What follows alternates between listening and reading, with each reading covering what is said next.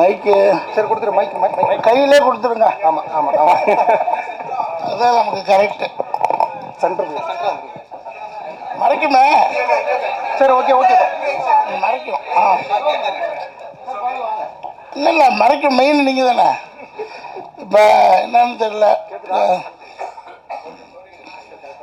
30 வருஷமாக வெறும் கோடிகளில் உள்ள மனிதர்களோட பழகிட்டு டெக்ஸ்டைல் இண்டஸ்ட்ரியில் அந்த மைண்டை மாற்றுறதுக்கு ஒரு நடிகனுங்கிறது சாதாரண, கொஞ்சம் மேடையில் வந்து உட்கார்றது அவ்வளோ சாதாரண விஷயம் இல்லை. ஒரு 10 ஆண்டு காலமாக திடீர்னு ஏறினா ஃப்ளைட்டு, இறங்கினா காரு, 2 வீலரு வாழ்க்கையில் ஓட்டியிருக்கேன். எப்போ ஒவ்வொரு காலத்தில் டிவிஎஸ் 50 அந்த மாதிரி ஒரு லைஃப் ஸ்டைலில் இருந்துட்டு ஒரு 200 ரூபாய்க்காக போய் நம்ம நடிக்க போகிறோமே அப்படின்னு செல்ஃப் மனசு வந்து கேட்காது சார். 200 50,000 ரூபா செலவு பண்ணிட்டு கார் எடுத்துக்கிட்டு போய் அரண்மனை 1, ஆக்சுவலி இதயம் படத்தில் க்ரௌட் ஆர்டிஸ்டாக இருந்தேன் 90ஸ்ல. அப்போ வந்துட்டு ஃபேமிலி சுச்சுவேஷன், சினிமாவுக்கு போகக்கூடாதுன்னு அடியெல்லாம் வாங்கியிருக்கேன். எங்கள் மாமாலாம் கட்டி வச்சு அடிப்பாங்க. சினிமாவுக்கு போயிட்டான், ஓடிவிட்டான் பாரு அப்படிம்பாங்க. சினிமாவுக்கு போகிறதுக்கு ஓடிவிட்டான் பாரு அப்படி. ஏன்னா நான் ஃபேமிலி ஏர்னிங் மெம்பரு. கதிர் சார் படத்தில் இதயத்தில் ஒரு சின்ன சீனில் வந்திருக்கேன். அந்த சவுத் இந்தியன் திரைப்பட சங்கத்தில் நடிக்கும்போது அதான் என்னுடைய ஃபஸ்ட்டு அந்த ஒரு தாக்கம். அதுக்கப்புறம் நான் போய் வியாபாரம் பண்ணும்போது ஒரு 30-40 படங்களில் போய் பொள்ளாச்சியில் ஷூட்டிங் ஸ்பாட்டில் போய் கெஞ்சுவேன், ஏதோ ஒரு வாய்ப்பு கொடுங்க அப்படின்னு. போய் யாரும் இப்போ அவ்வளோதான் கிடைக்கல. ஒரு தெய்வ வாக்கு, சின்ன பசங்க நாங்கள், இந்த மாதிரி நிறைய படங்கள் சொல்லிக்கிட்டே போகலாம். அந்த எல்லா படங்களையும் போய் பார்ப்பேன், அப்படி கேட்பேன். எங்கேயும் வாய்ப்பு கிடைக்காது. ஏதோ எல்லாம் ப்ரீ பிளான்டாக வந்துடுவாங்க ஆர்டிஸ்ட்டு. இங்கேருந்து பொள்ளாச்சி வரணும்னா வெளி எஸ்டாப்ளிஷ்ட் ஆர்டிஸ்டோட பேக்கப்போடு அங்கே வந்துடுவாங்க. அப்படி வரும்போது நம்மளை எப்படி கண்டுக்குவாங்க. அப்புறம் தான் அதுக்கப்புறம் இது ரொம்ப கஷ்டமான வீடுன்னு போயிட்டு ஒரு மாபெரும் துறை, சாம்ராஜ்யத்துறை டெக்ஸ்டைல்ஸு. நீ தமிழ்நாட்டோட பாதி வருமானமே டெக்ஸ்டைலில் தான் வருது. அவங்க துறையை விட்டுட்டு அடுத்து நம்ம போய் சினிமாவில் குரோர்ஸ் அண்ட் குரோர்ஸ் சம்பாதிக்கணுங்கிற மாபெரும் எண்ணத்தோட, அதாவது 200 ரூபா வாங்கும்போதே நினைப்பேன், இன்றைக்கி நம்ம 10 கோடி 20 கோடி வாங்குவோம்.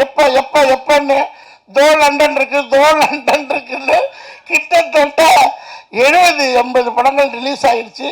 30-40 படங்கள் ரிலீஸ் ஆகாமல் ப்ராசஸில் இருக்குது. ஒரு நாள் அப்போதான் எனக்கு ரொம்ப கடுப்பு. 100 கோடி 200 கோடி ஆனதான் திட்ட ஆரம்பிச்சிட்டேன். போய் ஏடா நீ 100 கோடி வச்சுருக்க, 200 கோடி, ஒரு 2 கோடி 5 கோடிக்கு படம் பண்ணுங்கடா அப்படின்னு போய் திட்ட ஆரம்பிச்சிட்டேன்.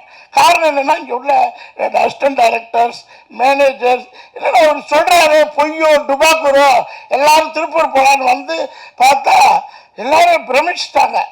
போராடி ஒரு 50 கம்பெனியில் top 10 company, Ramraj, Viking, Chennai silks, Pothys, இந்த மாதிரி கம்பெனிஸு கெஞ்சி கூத்தாடி பார்த்துட்டு ஐயோ படமே எடுக்க முடியாது போல இருக்கு, தெரியாதமா வந்துட்டோம். 200 ரூபா ஒரு வாய்ப்பு கொடுத்தாங்களே, அதை மறுபடியும் நடிக்க போனா என்ன அப்படின்னு நடிக்க வந்தது தான் அது வந்து சேதுபதியில் ட்ரெயினிங் ஆகி அயலியில் பெரிய ஆளாகி இப்போ மறுவடிவம் கொடுத்துக்கிட்டு இருக்கு. திடீர்னு 1 நாள் 2 நாள் படங்கள் என்னால் போக முடியல. Health challenges, travels, cinema company bus ticket, நான் ஏசி பஸ் கொடுக்கும், இல்லாட்டி ட்ரெயின் டிக்கெட் கொடுக்கும், அவ்வளோதான். அப்புறம் ஃப்ளைட்லேயே சொந்த காசு போட்டு எல்லா ஊருக்கும் ஃப்ளைட்டில் போய் காசு இருந்துச்சு அப்போ. இப்போ தான் காசு இல்லை. ஸோ நடித்து அப்போ ஆரன் சார் வந்து ஒரு நல்ல, அவரை நம்ம போய் ஆஃபீஸில் போய் பார்ப்பேன். கிட்டத்தட்ட ஒரு 10,000 போட்டோக்கள் கொடுத்துருப்பேன். இந்த முட்டு தேய்கிறவர்கள் நடந்திருப்பேன், படி ஏறியிருப்பேன்.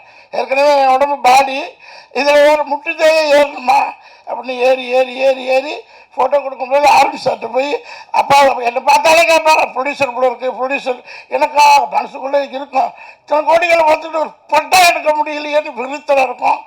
இருந்தாலும் நடிப்புன்னு ஒன்றதுனால சார் வந்து 1 நாள் கொடுத்தாங்க. திடீர்னு சார் நான் சார் மறுபடியும் செகண்ட் ரவுண்டா 100 படம் 1 நாள் இல்லை உங்களை பாருங்கள், ஒரு டிஃப்ரெண்ட்டாக நித்யானந்தா ஸ்டைலில் ஒரே நாள் அந்த கேமரா இருக்கட்டும், அந்த ஒரு செம்ம கேமராமேன் அவர்கிட்ட ஒர்க் பண்ணியிருக்கேன்னு நினைக்கிறேன். உங்கள்கிட்ட ஒர்க் பண்ணியிருக்கேன்னா இந்த படத்தில் இன்னொரு படத்தில் ஒர்க் பண்ணி எதில் ஏதோ ஒரு படத்தில் ஒர்க் பண்ணியிருக்கேன். அதாவது அசிஸ்டண்டாக இருந்தீங்க நீங்கள் பெரிய. ஸோ அவ்வளோ லைட்டிங், அவ்வளோ கேமரா, டைம் இல்லை, அன்றைக்கி டேட் இல்லை. ஒரு நாளைக்கு 4 படம் சூழ்நிலை ஆகி போகுது. இப்போ காலையில் போய் இன்றைக்கி 2 ஆடியோ லான்ச்சு. நேற்று நைட்டு ஷூட்டிங், திருவேண்டத்துலேருந்து இங்கே வரேன், நைட்டு 2 மணிக்கு தூங்குறேன், 7 மணிக்கு first audio launch, second audio launch. அந்த மாதிரி சினிமா காலகட்டங்களும் அந்த நேரம் வரும்போது டேக் ஆஃப் பண்ணிக்கிட்டே போகும்போது அந்த படத்தில் அந்த சீன் எடுத்தாலும் பாருங்க, டைரக்டரு அவ்வளோ பிரமாதம். Sir media sir already tailor கட்டு வந்து மக்கள்கிட்ட ஏகப்பட்ட பாராட்டு கொண்டு சேர்த்துட்டீங்க. நீங்கள் எங்கே பார்த்தாலும் 7G ட்ரெய்லர் கட்டு தான், ட்ரெய்லர் கட்டுன்னு தானே சொல்லுவோம். Trailer very successful. நானும் என் போராட்டத்துலலாம் கேட்கறது, ஸ்டேட்டஸில் வைக்கிறது, டெய்லர் நல்லபடியாக சூப்பராக கொண்டு போய் சேர்த்துட்டீங்க. 7G ரெயின்போ காலனி மாதிரி இந்த படத்தையும் எல்லாருமே பாட்டுன்னு கேட்க ஆரம்பிச்சிட்டாங்க. இப்போ என் ஃப்ரெண்ட்ஸ் எல்லாம் வந்தாங்க, ஸோ 7G இப்போ ரெயின்போ 2 அப்படின்னாங்க. அது மாதிரி இந்த 7Gங்கிற சென்டிமெண்ட்டு அவ்வளோ அருமையான சென்டிமெண்ட்டு. அதை மறுபடியும் நீங்கள் எழுதி சின்ன சின்ன படங்கள் இன்னும் கொஞ்ச நாள் தான். இப்போ காலையில் வந்து ஒரு பில்டர் 10 கோடி 15 கோடி போட்டு எடுக்கிறாரு. ஒரிஜினல் சினிமா பிஸ்னஸ்மேனுக்கு தெரிய ஆரம்பிச்சிச்சு. இந்த இண்டஸ்ட்ரி 10 துறையில் இங்கே ஓடிடி வந்தாச்சு, சேனல் வந்தாச்சு, தேட்டரிக்கல் வந்தாச்சு. எந்த பக்கம் திரும்பினாலும் மக்களுக்கு சினிமாங்கிறது ரத்தத்தில் கலந்துருச்சு. அதனால இந்த துறை வந்து மேலும் மேலும் வளரணும். சார் வந்து அடுத்தடுத்த படங்களில் கொஞ்சம் நல்லா 2 நாள் 3 நாள் கேரக்டர் கொடுக்கணும். அதே மாதிரி லெஜண்ட் நம்ம சுப்பிரமணிய சார், அவர் திருடா திருடி படம் பார்த்தேன். அதுக்கப்புறம் அவரோட நடித்த பெருமை. அது மாதிரி ஒரு எத்திக்ஸ் 2-3 படத்தில் ஒர்க் பண்ணிட்டோம். அது மாதிரி எல்லாருமே நிறைய பேர் புதுமுகங்கள். அவர் நம்ம மியூசிக் டைரக்டர், அவரை நான், இன்னொரு வித்யா மேம், அருண் சார், இவங்கெல்லாம் ஒரு டீமு. போதும், நிறைய பேசியாச்சு. நீங்கள் எழுதணும், சின்ன சின்ன படங்களை எழுதணும். அதுக்காக தான் இவ்வளோ தூரம் பேசுகிறேன். 7Gயை எப்படி ட்ரெய்லர் கட்டில் நல்லபடியாக கொண்டு போய் சேர்த்திங்களோ அதே மாதிரி எழுத ஆரம்பிச்சுங்க. ஆரம்பி என்னமோ நீங்கள் எழுதுறது தான் சட்டம், அதை மக்கள் பார்க்க ஆரம்பிச்சிடுவாங்க. சின்ன சின்ன ப்ரொடியூசர்ஸு வளரணும் தான் எங்களை மாதிரி ஆர்டிஸ்ட்டுக்கு நிறைய வேலை கிடைக்கும். Okay, thank you. ஸோ ஹருண் பற்றி சொல்லணுன்னா, சொன்ன மாதிரி செம்ம ஹியூமர் சென்ஸ் இருக்குது. ஆனால் படம் கொஞ்சம் சீரியஸாக தான் இருக்கும். இவர் எப்படின்னா இதே படம் ஸ்பூஃபாக கூட இருக்க அவருக்கு சான்ஸ் இருக்குது. பார்ட் 1 பார்ட் 2 மாதிரி. இந்த மூவி ஸ்டோரி ஃபர்ஸ்ட் கேட்கும் போது horror film is always a sure shot, ஒரு சேஃபான ஒரு ஜானர் அது. அந்த பட் ஹருண் இந்த படத்தில் ஒரு டிஃப்ரெண்ட் ட்விஸ்ட் கொடுத்து he has portrayed it. So அது ரொம்ப இன்ட்ரெஸ்டிங்காக இருந்தது. இன்டர்வெல் ரொம்ப கூஸ் பம்ப்ஸ் மூடாக இருக்கும் அது. And this is my second movie horror film. So first படம் காமெடி ஹாரர் படம் பண்ணேன், ஹலோ நான் போய் பேசுகிறேன், அது முடிஞ்சு இது. So it was very interesting to work in this film and to work with Harun. ஏன்னா lot of ideas he gives, lot of different tones எப்படி யூஸ் பண்ணலாம், lot of research பண்ணிட்டு நம்ம we went for the film. ஸ்பாட்லேயே நம்ம உட்காரும் போது actions மொத்தம் ஹாரராக இருக்கும், இல்லைன்னா ரொம்ப ஃபன்னாக இருக்கும். இந்த ஹோல் டீம் ஒரு ஃபேமிலியாக நம்ம ஒர்க் பண்ணோம். அண்ட் அப்பப்போ சார் வீட்டிலேருந்து பிரியாணி எல்லாம் வரும். So those will be fun days. So I hope நீங்கள் எல்லாம் படம் பார்க்கும்போது you will all enjoy the film because Sonia Kaur ma'am ஒரு சூப்பர் ரோல் பண்ணியிருக்காங்க. Smriti is also done wonderful role. And Sonia Agarwal ma'am கிட்ட ஒர்க் பண்ணும்போது நிறைய I asked a lot of questions to her, and every version she's acted in the film. So how was it to work with this person, that person, and all that? And before action, சொல்றதுக்கு முன்னாடி she'll be one person. As soon as they say action, she turns into a totally different person. The character மாறுறாங்க.